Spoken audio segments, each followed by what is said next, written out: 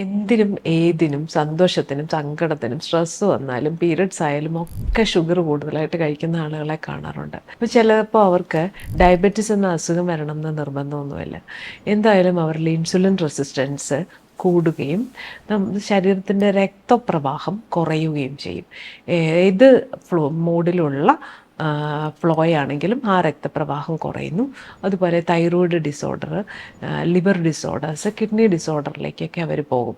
അപ്പോൾ പലപ്പോഴും നമ്മൾ അവരോട് ചോദിക്കുമ്പോൾ അവർ പറയും ഞങ്ങൾക്ക് ഇതിനു മുമ്പ് ഡയബറ്റീസ് വന്നിട്ടുണ്ടായിരുന്നില്ല എന്നുള്ളത്.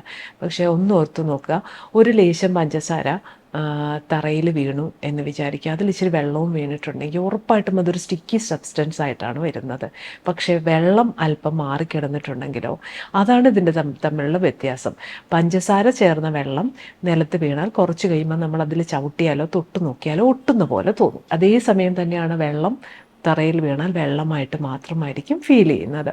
അപ്പോൾ ഈ ഡിഫറൻസ് നമ്മുടെ ശരീരത്തിനുള്ളിലും അനുഭവപ്പെടും. അതായത് രക്തഓട്ടം കുറയ്ക്കും. അതായത് മധുരത്തോടുള്ള അടങ്ങാത്ത ഇഷ്ടവും അതുപോലെ തന്നെ മധുരം എന്തിനു ഫ്രീക്വൻ്റ് ആയിട്ട് ഉപയോഗിക്കുന്ന ആളുകൾ ശ്രദ്ധിക്കുക. ഇപ്പം നിങ്ങൾക്ക് അസുഖം വന്നില്ലെങ്കിലും ഡേഞ്ചറസ് ആയിട്ടുള്ള അപകടകരമായ അവസ്ഥകൾ നിങ്ങളെ കാത്തിരിക്കുന്നുണ്ട്.